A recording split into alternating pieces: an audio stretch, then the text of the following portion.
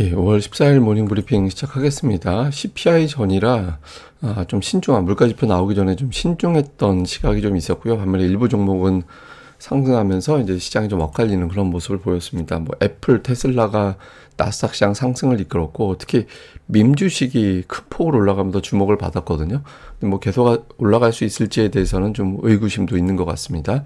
그리고 우리 증시는 이제 공휴일 이후에 결과를 보게 될 CPI 이 결과 때문에 조금 이제 긴장도도 없잖아 좀 있을 것 같은데, 뭐 중요한 건 코스닥이 어떻게 돌아가느냐 이게 중요하거든요. 3일 연속 하락했는데 최근 1개월 동안 4일 연속 하락한 적은 없었습니다. 그래서 오늘 코스닥이 반등하는지 이 부분을 체크를 해봐야겠습니다.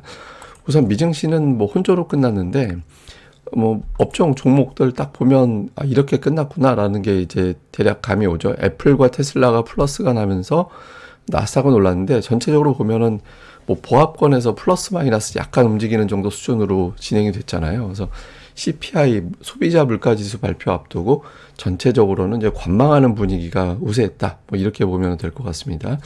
이 주장들이 좀 엇갈리고 있거든요. 그러니까 소비자 물가지수가 어떻게 나올 거냐. 예를 들어서 뭐 모건 스탠리는 전월 대비 0.23% 앞에 2%대 찍고 반올림에서 0.3 이렇게 나올 거다. 이런 주장이 있는 반면에 골드만삭스에서는 올해 근원 CPI 3.5, PC는 2.7% 정도 나올 것 같다. 그래서 쉽게 안 꺾일 것 같다. 물가가 이런 주장을 했고요. 또 이제 베리 베니스터라는 분석가는 인플레이션 고착이다라는 어떤 수치가 나올 경우에는 S&P 500 지수가 2, 3분기에 마이너스 10% 하락할 가능성도 있다.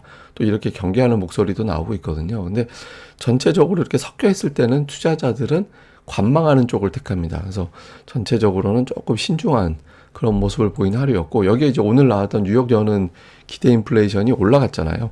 예, 뭐 기대 인플레이션이라고 보통 표현합니다만 그냥 쉽게 얘기해서 전망치입니다. 근데 이 전망치가 좀 올라가는 모습이 나오다 보니까 물가 지표 나오기 전에 먼저 움직이지는 말자, 이런 분위기가 만들어졌습니다. 뭐 주요 코멘트들 보면 그 애플이 오늘 올라갔죠. 오픈 AI와 협력할 경우에 여기에 따른 어떤 시너지 기대가 된다, 이런 어떤 주장이 나왔고, 제프리스에서는 이제 엔비디아가 내년에도 매출 성장이 40% 넘어갈 거다라고 하면서 목표 주가를 780달러에서 1200달러로 높였어요. 근데 다만 이제 오늘 CPI 전이라 그런지 몰라도 이제 주가는 그렇게 올라가지 못했고요. 그다음에 골드만삭스에서는 빅세븐 기업들의 적극적 투자가 결과적으로는 실적으로 이어질 것이다, 이런 어떤 전망을 하면서 비교적 낙관적인 주장을 했고, 모건 스탠리에서는 이제 미국 경제가 조금 둔화될 조짐이 있고, 하반기에는 어쨌든 그것 때문에 물가가 하락해서 올해 금리 3번 내릴 거다. 9월, 11월, 12월 이렇게 이제 금리 인하 쪽을 비교적 낙관하는 그런 코멘트를 하기도 했습니다. 근데 뭐 워낙 오늘 시장이 신중했던 날이라 개별적인 어떤 분석 이런 것들에 대해서 이렇게 크게 반응하지는 않았던 것 같습니다. 뭐 특징주로는 애플이 오늘 앞서 말씀드렸던 오픈 AI와의 어떤 협력 기대, 이것 때문에 주가가 올라가면서 은근히 이제 애플이 저점 대비 제법 올라가는 그런 모습이 나왔죠. 그리고 ARM이 오늘 그 인공지능 관련된 칩을 개발하고 있다라는 보도가 나오면서 주가가 이제 급등을 해서 51선 근처까지 올라왔거든요. 만약에 이제 저기를 넘어가게 된다라면 새로운 국면으로 이제 바뀌게 되는 거죠. 그래서 저항이냐 돌파냐 중요한 자리에 왔다라고 볼 수 있겠고, 또 오늘 뭐 제일 화제가 됐던 건 게임스탑이었어요. 무려 74%나 폭등을 했거든요. 그러니까 3년 전에 그 밈 주식의 열풍을 이끌었던 사람이 3년 만에 글을 올렸다. 뭐 별다른 특별한 글은 없는데 그냥 글 하나 올렸대요. 그래서 다시 이제 공매도를 응징하는 밈 주식 열풍이 불지 않겠느냐, 그러니까 이런 주장들이 나오고 있거든요. 근데 다만 좀 당시하고는 좀 다를 것 같다. 이번에는 초단기에 그칠 것 같다라는 주장도 있습니다. 그 근거는 뭐냐면, 그때 당시하고 지금하고 금리가 너무 다르다. 그때는 저금리에서 자금을 동원하기 쉬웠는데 지금은 그때하고 달리 금리가 이렇게 높아져 있어서 좀 주가가 그때 같은 폭등이 나오기는 어렵다, 이런 거 하나. 다음에 또 하나는 그때 당시는 옵션 거래가 수반이 되면서 굉장히 많이 올라갔는데 지금은 옵션이 준비가 안 돼 있다라는 거예요. 그래서 물론 이제 후행적으로 이게 올라가서 끌어올릴 수도 있겠습니다만, 적어도 현재로서는 당시와는 달라서 민주식 열풍이 그때같이 만들어지기는 좀 어려울 것 같다. 그러니까 이런 주장들도 이제 상당 부분 제기가 되고 있습니다. 그 다음에 이제 최근에 좀 주목받는 게 뭐가 있냐면, 그 메가세븐, 그러니까 우리가 이제 빅테크 종목이라고 불리우는 이제 그런 종목들하고 나머지 S&P 500의 나머지 종목군들하고 좀 비교를 하면서 이제는 빅세븐은 전체가 다 올라가기 어렵고 이제 그 외의 종목군들이 좀 반응하지 않겠느냐 이런 주장들이 있거든요. 이제 그 근거로 이제 뭘 제시하냐면 그 메가세븐 종목군들은 이익 성장률이 갈수록 떨어진다. 반면에 이제 그 외의 종목군들은 이익 성장률이 올라가는 사이클이다. 이렇게 보고 있고. 그래서 이제 전체적으로 그러니까 메가세븐과 나머지 종목들의 어떤 성장성 차이가 계속 좁혀지고 있어서 오히려 가격 부담이 덜한 그 외 종목들을 봐야 되는 거 아닌가? 그래서 좀 눌렸던 종목들을 봐야 되는 거 아닌가? 이런 주장들이 좀 제기가 되고 있습니다. 또 최근에 이제 그래서 메가세븐이 골고루 다 올라가지 못하고 있잖아요. 그래서 다른 쪽으로 자금이 이미 분산되어 있는 상태다라는 점도 이제 투자자들은 인식을 하는 것 같습니다. 자, 우리 증시는 지금 이제 코스닥과 코스피가 조금 다르게 움직이는 그런 경향이 장중에 관찰이 되거든요. 어제 같은 경우 아침에 개장하자마자 이제 코스피는 올라갔는데 코스닥은 흘러내리는 그런 구간이 나왔잖아요. 그러니까 이게 뭐 밸류업이라든가 이런 종목군들이 반응을 하면 코스닥 쪽을 팔고 절로 넘어가는 그런 움직임이 나오는 거죠. 그리고 막판에도 이제 코스피가 은근하게 낙폭을 줄이고 이제 플러스로 그러니까 낙폭을 줄이고 반응할 때 또 동시호가에도 붕하고 점프를 했는데 코스닥은 그냥 잠잠했잖아요. 그래서 장중 내내 이제 1분 차트에서 300선 아래에 머물러 있었고 그래서 이 코스피의 일부 종목군들 밸류업을 비롯한 이제 거래 대금을 잠식하는 종목군들의 거래 이제 좀 흐름이 좀 꺾여야 줄어들어야 코스닥이 움직일 수 있는 상황이 연출이 될 수 있거든요. 그래서 오늘 밸류업 관련된 종목군들과 코스닥의 어떤 역관계 이런 것들이 좀 반대로 또 오늘 작용을 하는지 좀 주목을 해볼 필요가 있고, 근데 조금 이제 약간 변화 가능성도 있는 게 우선 종목군들의 움직임을 보면 금융업종 지수가 3월 고점 근처까지 올라왔거든요. 그래서 이걸 돌파하기에는 뭔가 좀 명분이 필요하잖아요.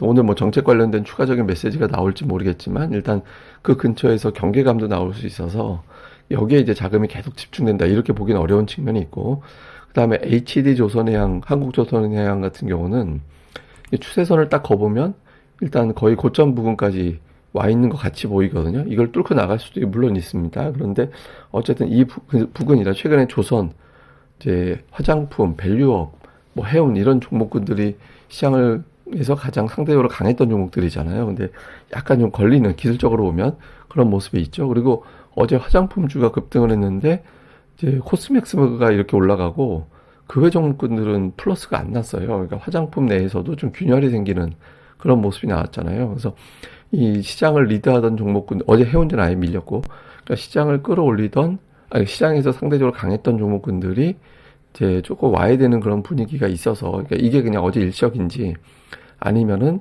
이제 다시 밀고 올라가는 흐름이 나오는지, 또는 여기서 이제 자금이 와해가 돼서 오히려 안 올랐던 코스닥 쪽으로 일부 가자 이런 분위기가 만들어지는지 오늘 좀 시장의 변화 여부 좀 체크를 해봐야 될 것 같습니다. 근데 이게 공일 전이고 CPI를 비롯해서 중요한 지표 전이라서 뭐 오늘 움직임을 의미 있는 추세 이렇게 보기는 어려울 것 같고, 다만 이제 단기적으로 어떤 변화 사이클이 만들어지는지 정도만 보자 우선은 그렇게 봐야 될 것 같습니다.